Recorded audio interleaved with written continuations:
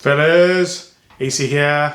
Welcome to another review. And today, it's one of the most elegant, one of the most classiest fragrances in my collection.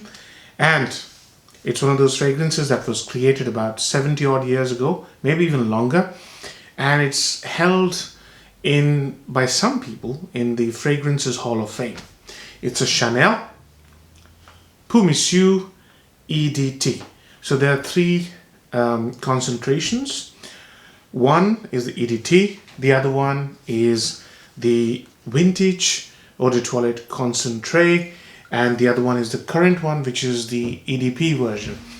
The vintage formulation, the color used to be sort of mustard yellow, obviously not solid, but mustard yellow type liquid color.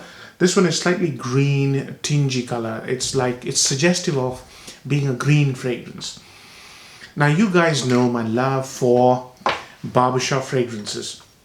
This one is one of those barbershop fragrances which is very, very different. It's really different. And it's one of those fragrances which I really enjoy wearing. Initially I didn't like it because of performance issues, and I'll go into all that. So I've already got a spray here, and I can sort of reconstruct the opening. A huge amount of experience with this fragrance. I've had this in my collection for more than 3 years. I wear it on occasions when I really crave for it, and it's just fantastic. So, created in 1955, and the parfumer is, I believe, Henry Robert, and he's the same guy who created Chanel number 19. Now, this was created in 1955. You can imagine 1955 for men. The only category was a fougere, i.e. barbershop fragrances. So you have these classical barbershop fragrances. Now this one had a different character than the ones that were there in circulation. How does it start off? It starts off smelling of lime, rather lemon. So it's very lemony, and when you first spray it, it's very lemony and extremely fizzy. So fizzy, lemony, airy, and just a tiny hint of herbs. And the herb I get the most is coriander. Number two herb I get is sage. Is it sage or basil? One of the two I get first. The fragrance goes into its middle stages, which is the longest stage of the fragrance, where it brings in a hint of neroli. So there's a little tiny white floral aspect. Along with the neroli, the lemon, there comes in a little airy hint of spices, but you just won't be able to pick it. But it changes character. From being lemony, airy, slightly herbal, it becomes slightly woody, slightly grassy, slightly lemony. There are many aspects. If you sit down and do this, you'll be glued to your wrist if you spray it. It's just a beautiful creation in the middle stages, and there's this beautiful milky green vetiver, milky. It's just amazing. I love it. When it's hot, that milkiness comes out a bit more.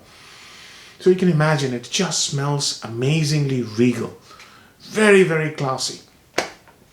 And in the dry down, you get a little hint of cardamom, little hint of woods. Although I can't tell you exactly what woods they are. Probably vetiver is acting as if it's a little bit more drier and woodier, but there's clearly a hint of woods. When it dries down, it's a beautiful fragrance, fellas. So, upsides and downsides. Number one, upside. You have to really understand this fragrance, the character and the personality of this fragrance, to be able to appreciate it. Reason being, this fragrance has got many people complain about poor performance of this fragrance. Now let me explain what the character of the fragrance is, and I quite understand it now. See, Chanel had creative inputs, Coco Chanel had creative inputs into this fragrance. And she, in her lifetime, had dated many royal people. Yeah, 3 of her strong boyfriends, long-time boyfriends were from the royal families. Now you can imagine a lady who's been with intimately involved with men of very high stature, understood what real gentlemen smell like. Yeah. So there's this mentholic quality to that fragrance. There's little lemoniness to this quality to this fragrance. It's very beautiful and genteel and very, very upper class. This fragrance is literally one of the most upper class fragrances in my collection. It is so polished that you have to really get into the fragrance creator's mindset to understand this fragrance. So number one upside is this fragrance has been created with love and care to represent aristocratic people. There's no doubt in my mind about that. And aristocratic people, people in the money, people who are very wealthy, you see them, you will know that they are old money. And the moment they open their mouth, you will know they are definitely old money. You know, new money screams. Old money doesn't have to scream. This fragrance is old money. Doesn't have to scream. This has been created exactly as a photorealistic impression of very wealthy people. And obviously very classy, because she was a very classy woman and she appreciated classy men. So that's number one upside. Number two upside, I have so many barbershop fragrances and still I love this, right? And the reason I love it is because there are very subtle nuances all spread across the lifetime of the fragrance, and it has a very long lifetime, in contrast to popular belief. And those little nuances will keep you interested. It'll never become familiar. It's a shapeshifter. If you wear it in the summer, in high heat, it smells slightly different, a little bit more interesting aspects come out. You wear it in winter, that's when the oak moss, there's a bitter oak moss in the base, that's when it makes its presence felt. You really, really get a heavy oak moss when you wear this in the dead of winter. So if you don't like oak moss, I'd advise you not to wear this in dead of winter. I love oak moss, there's no problem. It's very spicy, almost as if patchouli has been used. There's no patchouli in the fragrance, but feels as if there's a heavy patchouli if you wear this in winter. So that's the second upside. The third upside is this fragrance will actually elevate you. It always does it to me. When I'm in a mood to go and present in front of a very important audience, I go for this, or there are many fragrances like this that really elevate me. It has this real nature, very high-spirited nature. It has this buoyancy about itself that it picks you up.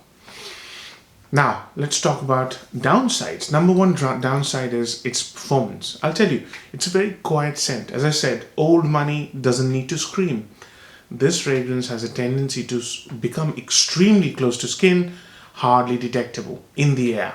But I'll tell you one thing. You spray 2 or 3 on your skin and just smell it. It's loud and clear.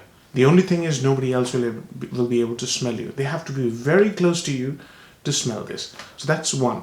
Low projection, low sillage, very high longevity. I get about 8 to 9 hours and huge amounts of experience with this fragrance. It's not a one-off. So good longevity but poor in projection. And that's a given. Number 2, this is not going to appeal to most of the people, but some people like their fragrances to suit the occasion. Excuse me, they're wearing it to. And not all occasions require you to wear loud fragrances. So this is not going to be a hit with most of the people, but very few people, whoever like it, they will love it as much as they love their life. This is a beautiful fragrance, very beautifully made. So those are the 2 downsides. Likability is low. Now, age groups. See, the thing is, this is an elegant man's fragrance. Doesn't matter what your age group is. If you have a sense of style, you're probably going to like this. Although it's got, all barbershop fragrances have a little mature tone about themselves. So let me give you an example. If this is what your style is, stay away from this fragrance because it's not going to give you the satisfaction you deserve or want. If this is what your style is, then this fragrance is absolutely made for you. Yeah. So you are one of those guys who really knows how to dress properly for the occasion. Then this is the fragrance for you. So that's the age group covered. Seasons. This smells absolutely divine when it's hot. I'll tell you how I wear this fragrance. I don't bother wearing it on my skin because nobody will be able to smell you. So the problem that you have to solve is you should be able to smell it, right? So what I do is I go 4 sprays under my shirt. And since this has got tremendous longevity and it's very beautifully made, it is going to waft out of your shirt and give you this reassurance that you're wearing something.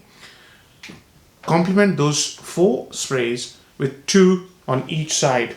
So you're really bathing yourself, but you'll leave a beautiful trail. I'll give you an example. I did exactly the same routine this morning. I was in a restaurant and I went there to have my breakfast. 4 under my t-shirt. I had 2 here, I had 2 here. It was a buffet restaurant. People were standing there and there was a group which was standing in a huddle. So I thought they're not in the queue. So I went ahead. Then one of them told me, sorry, excuse me, we're in the queue. But before he spoke to me, he actually smelled me. And his face told me that he's actually smelled me. And that's the kind of thing. And these are the kind of scents that are not very common. So his reaction was, wow, that's not a known scent. It smells really classy as long as you dress properly. So that's the how to wear aspect covered. In terms of seasons, as I said, summer is the best time to wear it. A little bit of warmth is required for this to really give you the benefit. Yeah. Now, in terms of value for money. So listen, this fragrance is a Chanel. It's a very different Chanel to what is being made currently, but it's a Chanel. So you will have to pay the big bucks. I paid 75 3 years ago, 100 ml. So it's genuinely, and it's not for everybody, as I explained. So it's a decent value for money as long as you are appreciative of what this brings to the table. And if you don't like the EDT, you can go for the Eau De Toilette Concentrate. This is a vintage, very hard to find. But trust me, this is not a loud scent. You would imagine this is an 80s fragrance. This is going to jump off your skin. This is equally quiet. So, you know, Pour Monsieur was not made to be loud. As I said, it basically is a representation of a certain class of people. So, marks out of 10. This is for very few people, very select few people. I'm going to give it a 7 out of 10.